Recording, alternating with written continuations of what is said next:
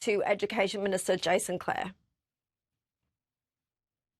Caroline Marcus, thank you. So uncovering that story today. Let's return to the coalition call on so-called ISIS brides and their children. They're challenging the federal government to have new laws in place to potentially block them or those in a similar position from coming back into the country. Joining me live now, Assistant Minister to the Prime Minister, Patrick Gorman, and former Liberal MP, Jason Falinski. So, Patrick, to you on this first of all, we heard the Prime Minister quote his mother, make your bed and then you lie in it. Yep. If the government doesn't want these people here and the opposition says, well, here are some laws we'll help you pass, will you therefore go down this path?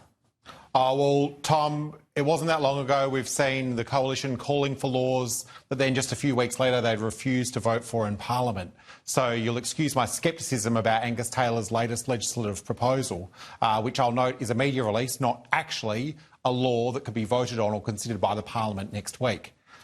What we're doing is reviewing all of the existing laws that we can use to make sure that if any of these people find their way to Australia and they need to be prosecuted, they can be done so with the full force of the law.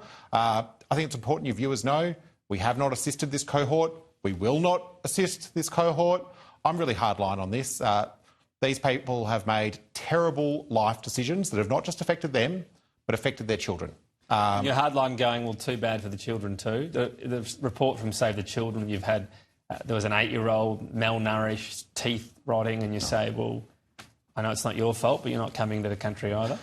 Look, I think like most reasonable Australians, when I see children in humanitarian camps anywhere in the world, you have a level of sympathy for them where they are the victims of terrible decisions made by adults. But I take national security incredibly seriously, and that's how we have to approach this very difficult and complex situation. So why not new laws, though? If you say you're hardline on it, does that mean new laws would be considered as well? Well, the first thing we do on all of these matters is we take advice from our national security agencies. Angus Taylor would know that. He was a junior minister under Peter Dutton in the Home Affairs portfolio. He would know that that's how you have these conversations. Right. You can say, and if those laws in place aren't there, we would pursue others. That's an option. Oh, look, I'm cautious about what I say. I recognise that there's a lot of public interest in this. Unfortunately, what I also know is that there would be people who are looking to assist these individuals who've made horrendous life decisions, watching what I and my colleagues say. Okay. I've got to be careful about that, but I don't want to give any comfort in anything I say to these individuals who have made stupid decisions in support of an abhorrent cause. Jason, your thoughts? It'd be a dramatic shift, wouldn't it, to sort of redefine your rights as an Australian-born citizen? Yeah, that's pretty dramatic. Tom, you're right. But I just think that this is a government that, you know, will ban cold calling or people knocking on doors. And we have a legitimate concern here, particularly given what happened at Bondi Beach about the safety and security of ordinary Australians. And it is very happy to change laws and a whole bunch of other things. And I think there's a very strong and emerging view amongst many Australians that Tony Burke and some of the actions he has taken has been about gaming the immigration system. This would be one way to absolutely put that to bed and to bury those concerns amongst many Australians. Angus Taylor has come out today and said that it would have broad-range support from him. So there is no one pushing on the other side of the door. So we can have lots of statements about how concerned everyone is, but the ability to do something is obviously very clearly there for the government. How are you saying he's gamed the system? Look, for example, if you go online, and I'm not saying if you go online, there are a lot of people who sort of point to the citizenship ceremonies that were rushed through prior to the last election presided over by Tony Burke himself. And that's a very unusual circumstance, and given the timing and the circumstances in which that occurred, there are people who jump to conclusions about that and the reasons and rationale for it. Jason, don't hide behind anonymous comments on the internet. Do you think that people who've gone through all of the citizenship checks should be denied a citizenship ceremony? Because this was local governments who just hadn't scheduled citizenships for people So, of course, Home Affairs will host citizenships as they did when you were in government. And if you want to hide behind Facebook comments, then that's one thing. But if you think it was wrong, you should own your own comments. Well, you've asked me a question. I'm very happy to answer it, Patrick, and I will do so. You and I are on a unity ticket when it comes to the incompetence of local government, so tick on that one.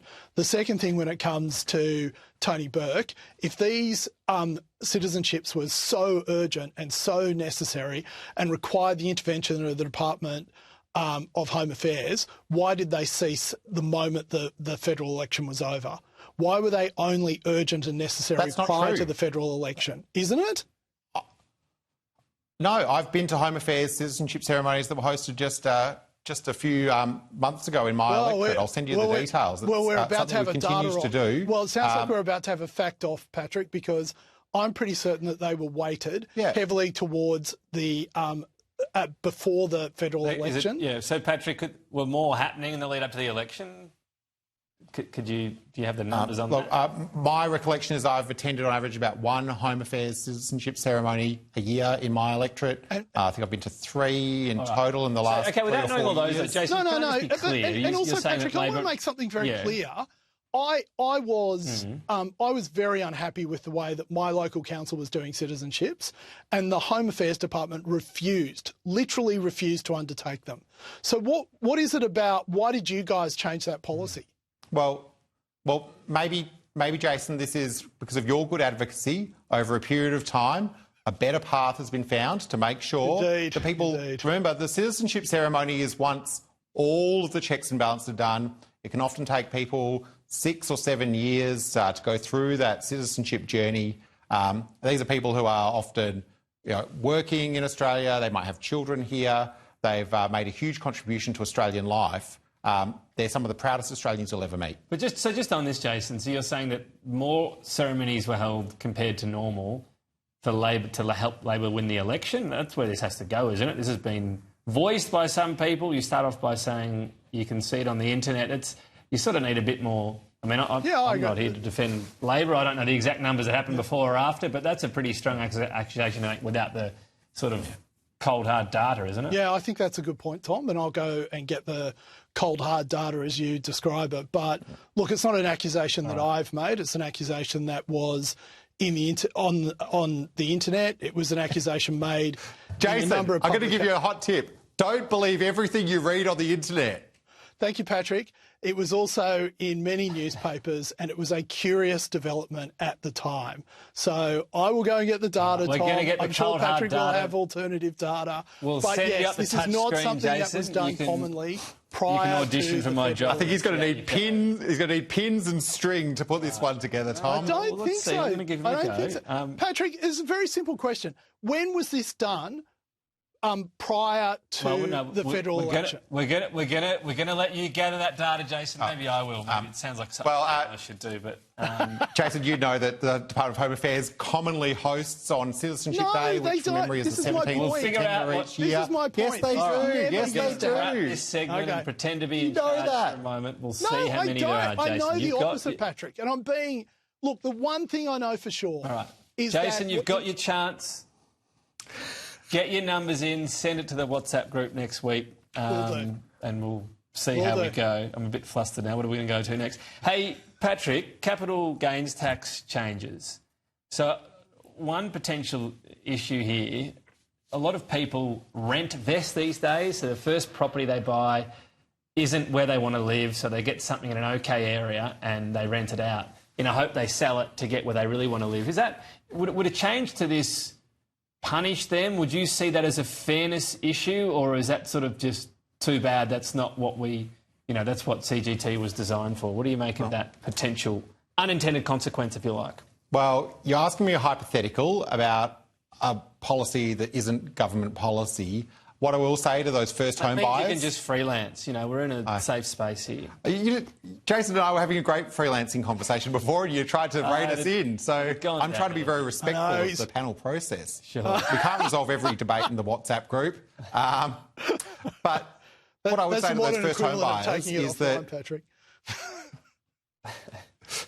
We've tried to find new ways to help first home buyers, the 5% deposit scheme, shared equity schemes, obviously the massive investment we're making in building, including the announcement the Prime Minister made not that long ago in South Australia, where we've got new land development for first home buyers. We're doing everything we can to find practical ways to support those first home buyers. Of course, that means they have more choices. They can choose to purchase an investment property first if that's the best choice for them. I made that. It's like that question that people regret asking. You go, yeah, I made that too broad. That was a waste of time. Yeah, my fault, agreed. Patrick, not yours. I agree with you. Jace, don't blame yourself, Tom. We're all on a journey of continuous improvement. All right, I'll go back to tactics, Tom, and figure that out. But Jason, very quickly, where do you think the Liberal Party should go on this? Is it sort of everything that is a new tax is bad, or do they need to think about intergenerational equality if Labor's going down this path?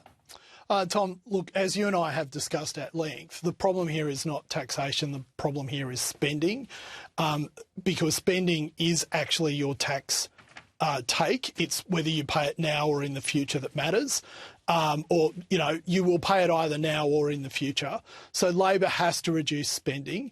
Patrick made some pejorative remark last week about public servants, but he forgot to mention that Australia has the highest number of public servants per capita in the world, and it's costing nearly $250 billion a year. And I don't think even he could seriously look at the camera and say we're getting good value for money when it comes to that. Plus, they promised us that they would reduce how much they were spending on consultants, and as I understand that number's actually gone up. You know, we have a spending problem in Australia. Every time you listen to Jim Chalmers, he's trying to work out a way to take more money out of your back pocket because he can't actually be bothered doing the hard work, he and Katie Gallagher, of getting better value for money out of the tax that he's already taking off you.